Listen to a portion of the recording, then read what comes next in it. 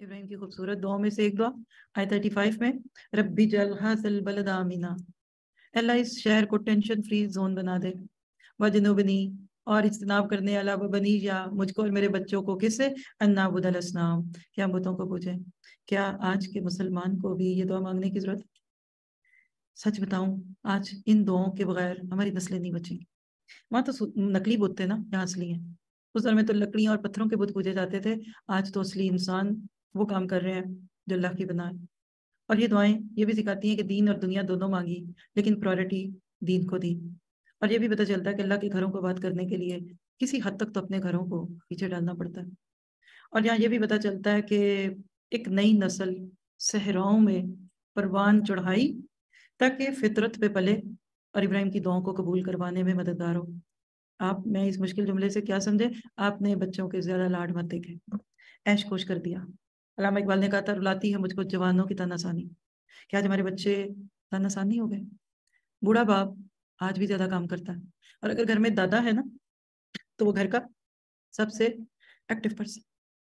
باپ ہو سکتا ہے گھاس بھی کاٹ لے اور بیٹا لقمہ بھی نہ توڑے۔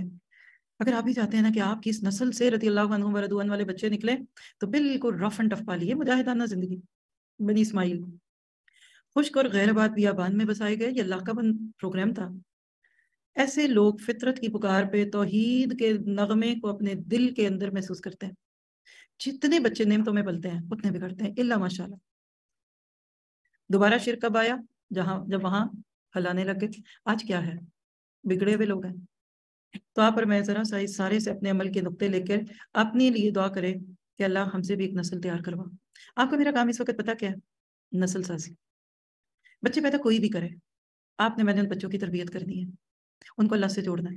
آپ دیکھیے کہ حضرت اسماعیل کی ایڑیوں سے زمزم جو نکلا تھا نا، ہاں تو یہ معجزہ، لیکن اس کے پیچھے ماں اور باپ کی قربانی تھی۔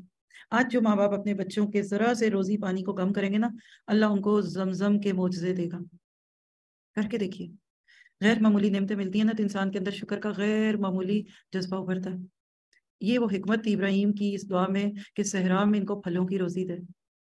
اور بڑھاپے کی اولاد دل میں رہتی ہے، ماں اس کو اٹھا اٹھا کے پھرتی ہیں، سوتے ہوئے میں بھی اس کو دیکھتی رہتی ہیں یہ کرتا کیا ہے۔ تو ابراہیم کی ان دعاؤں میں وہ سارے جذبے آپ محسوس کیجیے جو ایک سچے بندے کے دل سے اللہ کی محبت کے بعد پھوٹتے ہیں، ایک چشمے کی طرح۔ جس کے اندر اپنے ابدیت کا احساس ہوتا ہے نا، وہ اللہ کے سامنے اس کا اختیار کرتا ہے، اور پھر وہ جو مانگ رہا ہوتا ہے نا، وہ کہتا ہے اللہ میرا حق نہیں ہے، بس تو اپنی عطا سے دے دے۔ میں اور آپ آج کے اللہ ہماری اوقات تو نہیں ہے اتنی بڑی بڑی دعائیں کرنے کی، لیکن ہمارے ذریعے سے بھی کچھ زمزم کے چشمے جاری کروا دے۔ توفیق مانگیے، دعا مانگیے، اللہ آپ کو دے گا۔ اور پھر حضرت ابراہیم نے یہ نہیں کہا صرف ان کو آخرت دینا اور دنیا میں روکی سوکھی کھائیں، اللہ دنیا والوں کے دلوں میں ان کی محبت ڈال دے، ان کی دنیا بھی اچھی ہو۔ ربنا آتنا فی الدنیا حسنہ وفی الآخرہ، لیکن سب سے بڑا ان کا مسئلہ دنیا نہ ہو، آخرت ہو۔ آج بھی جو ایسی دعائیں کرے گا جو پیغمبروں نے کر کے سکھا دی، تو اللہ ان کو ضرور قبول کرے گا۔ اب بالکل